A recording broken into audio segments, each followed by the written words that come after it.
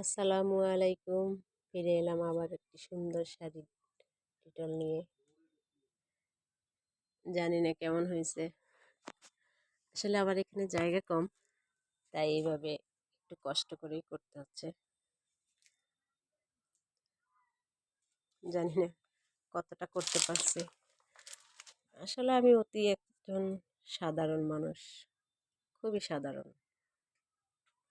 আমার রূপ নেই, গুণ নেই, কিছুই নেই, তবুও চেষ্টা করতেছি একটু, দেখি ভালো কিছু করা যায় কিনা। এটা আঁচল, এই দেখেন নিচে দেখে বসছে। আঁচল ব্যাক সাইড দিয়ে আসছে, এই কর্নার থেকে আঁচল।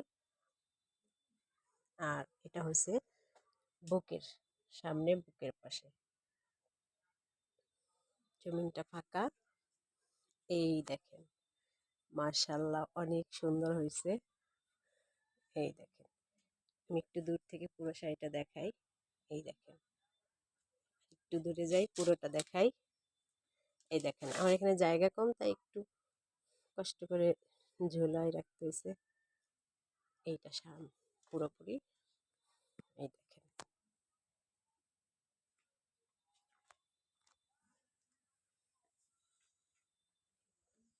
এখন পুরোটাই শেষ করলাম। মাশাল্লাহ,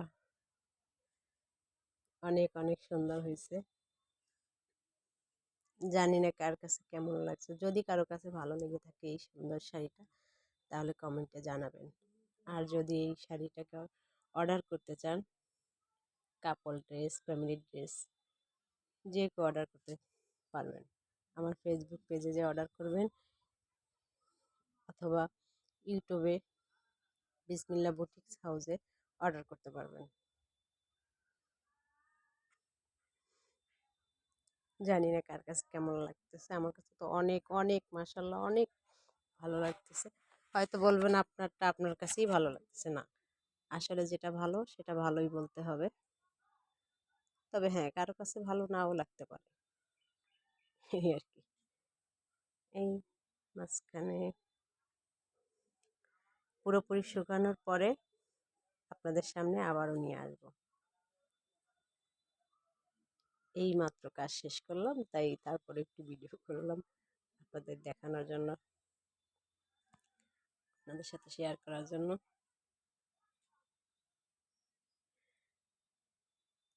আমার কথার ভাঁজে চলার মাঝে যদি কোনো ভুল ত্রুটি হয়ে থাকে, দয়া করে নিজ গুণে ক্ষমা করে দেবেন।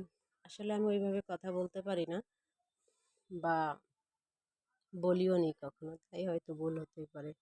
আমি অতি সামান্য, খুবই ক্ষুদ্র একজন মানুষ, ভুল হতেই পারে। দয়া করে নিজ গুণে ক্ষমা করে দেবেন। আর এই শাড়িটা কার কার কাছে ভালো লাগছে, দয়া করে কমেন্টে জানাবেন।